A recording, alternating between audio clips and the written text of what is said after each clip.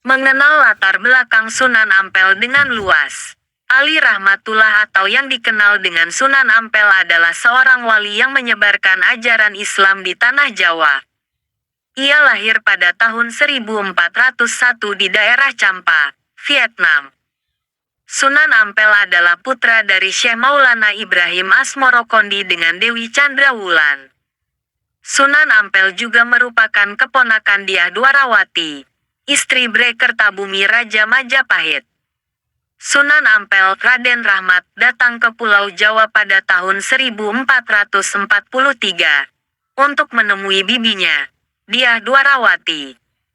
Dyah Dwarawati adalah seorang putri Champa yang menikah dengan Raja Majapahit yang bergelar Bre Kertabumi.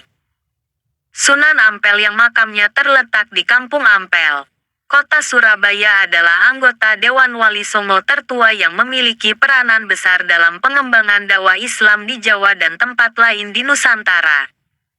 Dalam historiografi lokal dituturkan bahwa Raden Rahmat datang ke Jawa bersama saudara tuanya yang bernama Ali Musada, Ali Murtado, dan saudara sepupunya yang bernama Raden Burereh, Abu Hurairah. Menurut Lembaga Riset Islam Pesantren Luhur Sunan Giri Malang dalam Sejarah dan Dakwah Islamiyah Sunan Giri, 1975, Imam Rahmatullah bersama ayahnya datang ke Jawa dengan tujuan dakwah Islamiyah disertai saudaranya yang bernama Ali Murtado dan kawannya bernama Abu Hurairah putra Raja Champa. Mereka mendarat di Tuban. Setelah tinggal di Tuban beberapa lama sampai ayahandanya wafat, Imam Rahmatullah berangkat ke Majapahit menemui bibinya yang dikawin Raja Majapahit yang masih beragama Buddha. Sementara itu, menurut Jajadiningrat dalam Sejarah Banten 1983, dikisahkan bahwa Raden Rahmat ketika dewasa mendengar tentang peperangan di Jawa dengan 3 orang pandita muda ulama muda lainnya, Burereh, Syekh Salim, dan saudaranya yang tak disebut namanya, Raden Rahmat berangkat ke Jawa. Setelah keempat orang tadi berangkat ke Jawa, Champa diruntuhkan oleh seorang kafir dari Sanggora. Kedatangan Sunan Ampel ke Majapahit diperkirakan terjadi awal dasawarsa keempat abad ke-15, yakni saat Arya Damar sudah menjadi Adipati Palembang sebagaimana riwayat yang menyatakan bahwa sebelum ke Jawa, Raden Rahmat telah singgah ke Palembang. Menurut Thomas W. Arnold dalam The Preaching of Islam 1977, Raden Rahmat sewaktu di Palembang menjadi tamu Arya Damar selama 2 bulan. Dan dia berusaha memperkenalkan Islam kepada Raja Muda Palembang itu. Arya Damar yang sudah tertarik kepada Islam itu hampir saja diikrarkan menjadi Islam. Namun, karena tidak berani menanggung risiko menghadapi tindakan rakyatnya yang masih terikat pada kepercayaan lama, ia tidak menyatakan keislamannya di hadapan umum.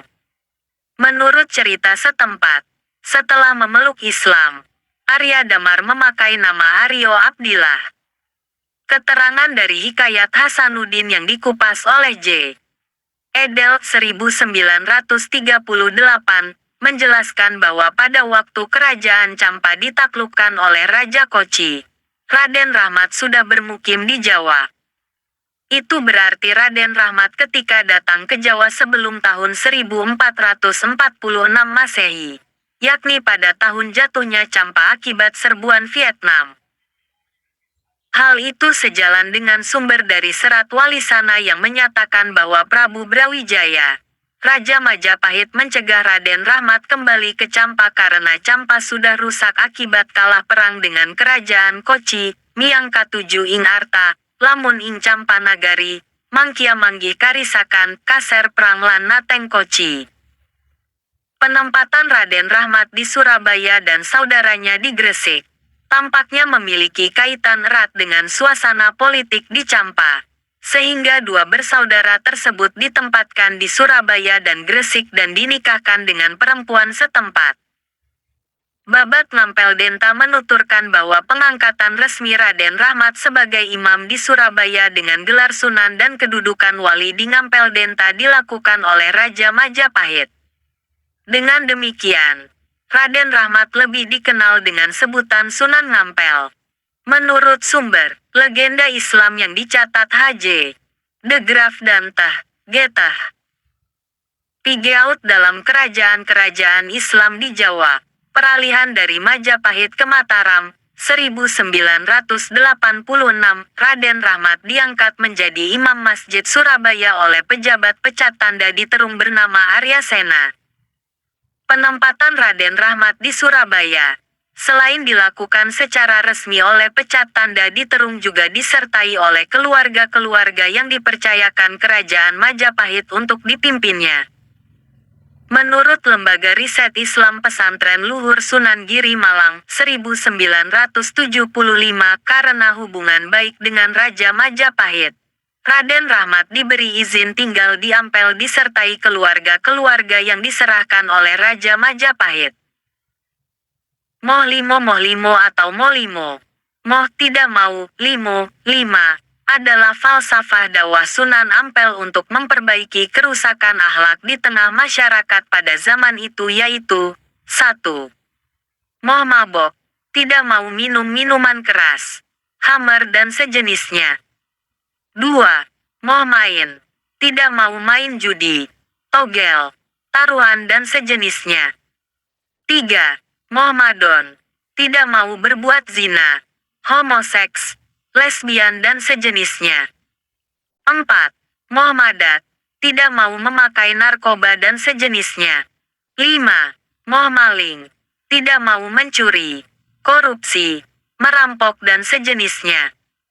Pada tahun 1479, Sunan Ampel mendirikan Masjid Agung Demak. Dan yang menjadi penerus untuk melanjutkan perjuangan dakwah dia di kota Demak adalah Raden Zainal Abidin yang dikenal dengan Sunan Demak. Dia merupakan putra dia dari istri Dewi Karimah, sehingga putra Raden Zainal Abidin yang terakhir tercatat menjadi Imam Masjid Agung tersebut yang bernama Raden Zakaria, Pangeran Sotopuro.